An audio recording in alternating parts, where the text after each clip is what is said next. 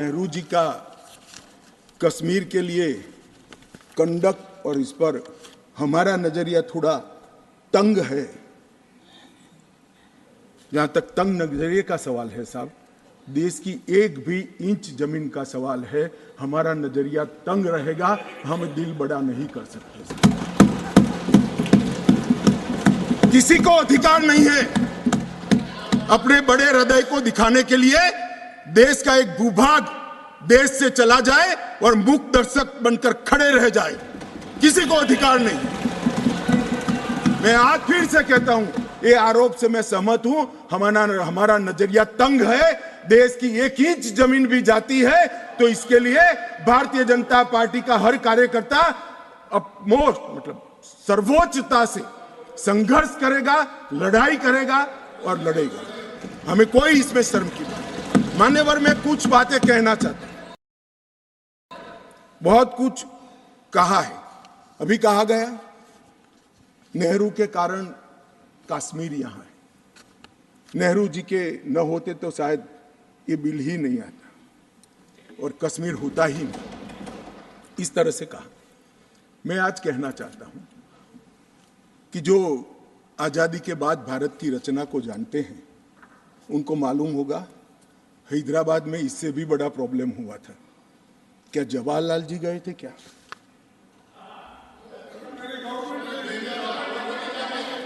तो यहां गवर्नमेंट नहीं, यहां नेहरू। क्या कर रहे हो खड़गे जी? अभी भी वापस आओ।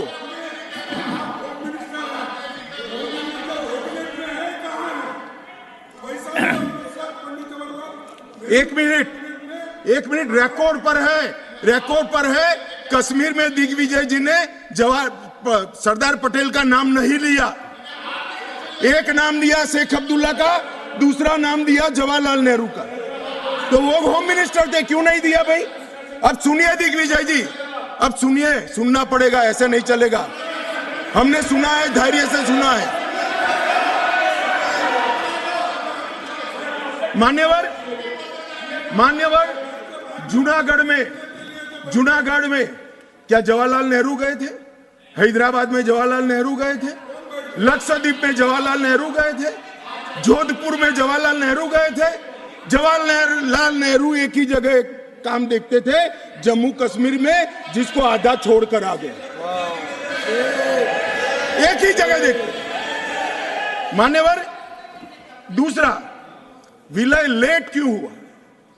सारे लोग जानते हैं साहब, इतिहास को 1000 फुट नीचे दफन कर दो, वो ऐसा बीज है जो वटवृक्ष बनकर सच्चाई बाहर आ जाती है। सब जानते हैं कि हमारा विलय इसलिए लेट हुआ कि महाराजा पर किसी एक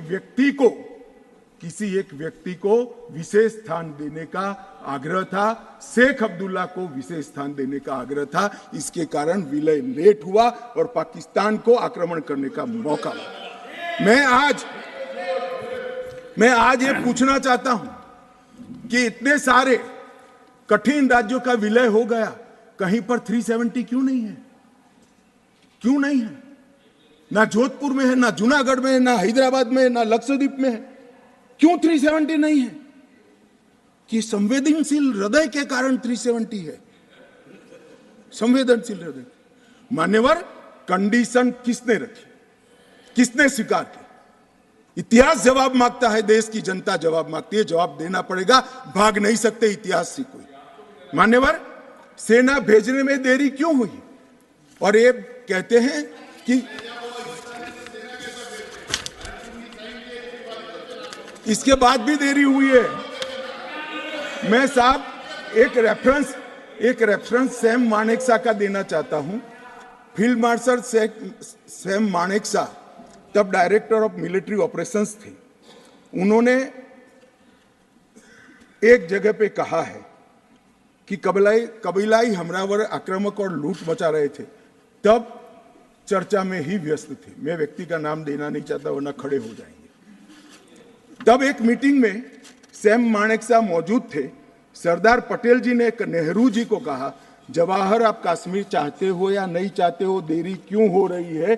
तब जाकर सेना भेजने का निर्णय हुआ है। जवाब देना पड़ेगा। नहीं नहीं दिग्विजय भी ऐसे मत करें, मैं भेज दूंगा आपको, पुस्तक ही भेज दूंगा। मान्यवर, Honorable Home Minister is not yielding. He is not yielding. Honorable Home Minister is not yielding. मान्यवर, मान्यवर, एक बात सर्वविदित है, अगर असमय सीज फायर नहीं होता, सीज फायर असमय नहीं होता तो आज पाक ऑक्यूपाई कश्मीर नहीं होता। अब पत्रों का जिक्र कर रहे हैं, किसी अंग्रेज सेनापति ने देखा, मैं जरूर देखूंगा इसको, अगर लिखा है तो देखना चाहिए, परंतु अफसर कुछ भी कहे, देश का प्रधानमंत्री का देश की जमीन के लिए संवेदनशीलता होना चाहिए या नहीं होना चाहिए? मान्यवर, इतना छोटा सवाल है। हमारी सेना जीत रही थी, वो भाग रहे थे, 2 दिन रुक जाते, पूरा पाक ऑक्यूपाई कश्मीर तिरंगे के तले आ जाता। क्यों किया? दूसरा, क्यों मामले को यूएन में ले जाया गया? अब ये सारी चीजों को आप कहते हैं कि रेफरेंस लाइए, रेफरेंस लाइए। मान्यवर, मुझे मालूम था दिग्विजय सिंह, हाँ करता हूं, बैठिए, मुझे मालूम था साहब ये खड़े हो जाएंगे, इसलिए मैं लेकर आया। मैं एक कोट अनकोट पढ़ता हूं। यूनाइटेड नेशन के अनुभवों के बाद मैं इस निष्कर्ष पर पहुंचा हूं कि वहां से कुछ संतोषजनक नतीजों की उम्मीद नहीं की जा सकती। मुझे सीज फायर करना अच्छा फैसला लगा, लेकिन इस मसले को ठीक से हम नहीं निपट पाए, नहीं परख पाए। हम सीज फायर पर और विचार करके बाद में निर्णय करना चाहिए था।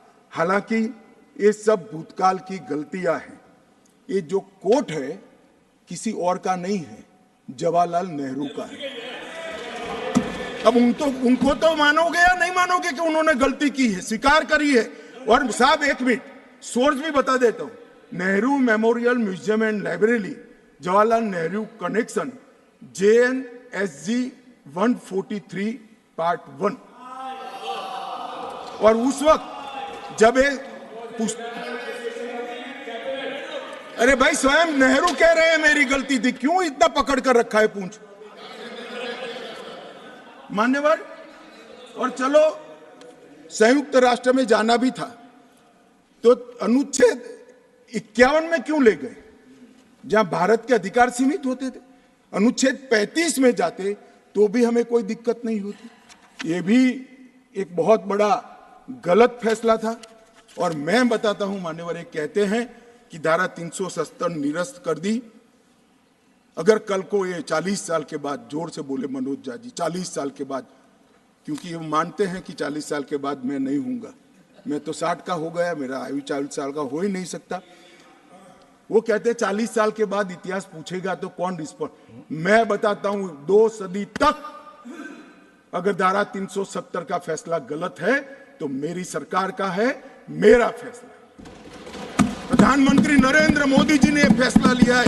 ना मोदी जी इस फैसले से भाग सकते हैं, ना हमारी कैबिनेट भाग सकते हैं, और ना हमारा पार्टी भाग सकता है। रिस्पॉन्सिबिलिटी ऑन करनी पड़ती है। जब इमेज बिल्डिंग के लिए बड़े बड़े फैसले लेते हैं, संवेदनशील दिमाग से फैसले लेते हैं, तब इसको ऑन भी करना पड़ता है और देश को जवाब भी देना पड़ता है। इस तरह से नहीं चलता है इतिहास। और इतिहास, मेरी बात आज भी मानकर चलिए दिग्विजय सिंह, इतिहास किसी को नहीं बख्शता है, किसी को नहीं बख्शता है। मान्यवर, आज जो बिल लेकर मैं आया हूं, काफी लोगों ने पूछा कि क्या बदलाव आया है। अब मेरी कोई चश्मे की दुकान तो है नहीं जिससे वास्तविकता दिखाने का चश्मा मैं किसी को पहना सकूं। सबको अपने अपने चश्मे से देखना पड़ेगा, और चश्मे का अगर कांच गलत है तो दृश्य गलत हो जाता है। मान्यवर, पूरा कश्मीर और जो 2 करोड़ यात्री पूरे देश से जाकर आए, लाखों यात्री अमरनाथ यात्रा कर आए, हर महीने लाखों यात्री वैष्णो देवी के दर्शन करके आते हैं, और 100 से ज्यादा अधिक फिल्मों के शूटिंग हुए हैं, वो सभी एक मुख से कहते हैं कि कश्मीर की परिस्थिति अच्छी है, मगर स्वीकार करने को तैयार नहीं। मुझे मालूम नहीं है कौन सा चश्मा पहनकर ये देखते हैं। मान्यवर, मैं आज कहना चाहता हूं कि जिस कश्मीर में 40,000 से ज्यादा लोग मारे गए, कई पिताओं ने अपने कंधों पर बेटे के जनाजे लेकर गए। मान्यवर, अपनी बेटी की डोली तक कई लोग नहीं देख पाए और कई बहनों ने अपने भाई को खो दिया। इनकी वेदना, हृदय अगर संवेदनशील है तो ही इसका अनुभव कर सकते हैं, मगर हमारे हृदय में जिनके हाथ में हथियार है, इसके लिए ही संवेदना है, तो इसका रास्ता मेरे पास नहीं है। मान्यवर, मैं इनकी मदद नहीं कर सकता, क्योंकि हमारे लिए मन में संवेदना है कश्मीर के युवा के लिए, कश्मीर की बच्चियों के लिए और घाटी के भविष्य के लिए संवेदना है, आतंकवादियों के लिए नहीं। मान्यवर, मैं समझता हूं कि आज आर्टिकल 370 समाप्त होने के बाद और उसके पहले भी नरेंद्र मोदी जी की सरकार आई 2014 में, आज युवाओं का भविष्य ब्लैक नहीं है, परंतु स्कूल का ब्लैक बोर्ड उनका भविष्य बन गया है, वो पढ़ाई लिखाई।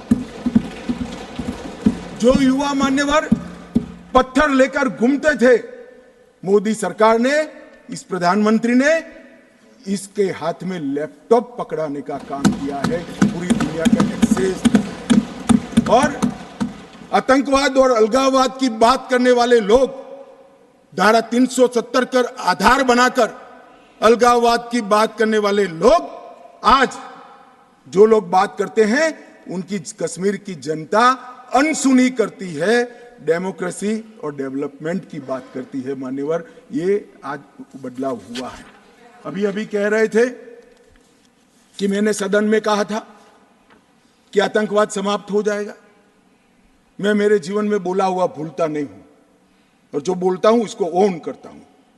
मैंने कहा था कि 370 के कारण अलगाववाद की भावना समाप्त हो जाएगी और जब अलगाववाद की भावना समाप्त होगी, सहन सहन आतंकवाद कम हो जाएगा, समाप्त हो जाएगा। मान्यवर, ये बीच मझधार में 40 साल इन्होंने गलतियां करी, 80 के दशक से गलतियां करते आए, संवेदनशील हृदय से सोचते रहे, संवेदनाएं हथियार उठाने वालों के लिए रखे और इस 40 साल की गलती को ऐसा सोचते हैं कि मोदी जी के 4 साल में सुधर जाएगा। मगर आपकी बात सही है, अपेक्षा ऐसी ही रखनी चाहिए। मैं अब विषय पर मान्यवर, मैं बहुत पास में नहीं जाता। जब चरम सीमा पर थे तब तो आंकड़े बहुत भयावह थे, 90 के दशक में बहुत भयावह आंकड़े थे, परंतु मैं यूपीए शासनकाल की बात करना चाहता हूं।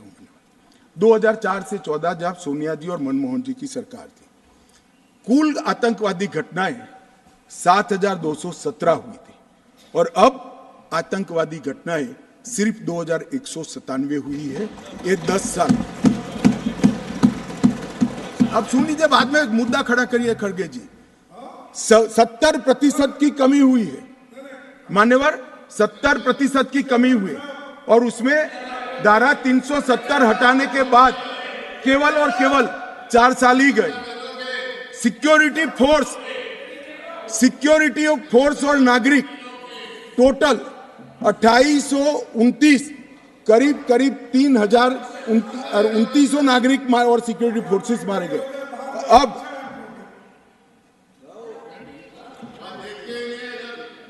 मान्यवर 3,000 नागरिक उस वक्त 4 से 14 में मारे गए, 14 से 23 में 891 नागरिक मारे गए। 70% की कमी सिक्योरिटी फोर्सेस और नागरिक, और सिक्योरिटी फोर्सेस की मृत्यु में भी 50% की मान्यवर कमी। ये कह रहे हैं कि क्या हुआ है, मैं आंकड़े बताना चाहता हूं और मनोज जी खास देखे। आत्मा है तो अंधेरे में टटोल कर सुने, सोचे और विचार परिवर्तन होता है तो ईश्वर के लिए करे। मान्यवर, ऑर्गेनाइज्ड टाउन पेल्टिंग 2010 में 2654 घटनाएं थी, 2023 में सिर्फ 4 साल हुए हैं, एक भी पथराव की घटना नहीं हुई, एक भी नहीं। टाउन पेल्टिंग में नागरिकों की मृत्यु 2010 में 112 हुई थी, क्योंकि स्टोन पेल्टिंग ही नहीं हुई है तो मृत्यु भी नहीं हुई, 0 मृत्यु हुई। मान्यवर, स्टोन पेल्टिंग में जख्मी नागरिकों की मैं बात करता हूं, सिक्योरिटी फोर्स नहीं, नागरिक जो घाटी के हैं वो 6235 थे, क्योंकि स्टोन पेल्टिंग नहीं हुई है 0 जख्मी है। अरे भैया इनको दिखाई नहीं देता है। सीज फायर वायलेशन की घटनाएं 2010 में 70 थी और 2023 में 6 हुई। घुसपैठ के प्रयास 489 थे, सिर्फ 48 हुए हैं। मान्यवर,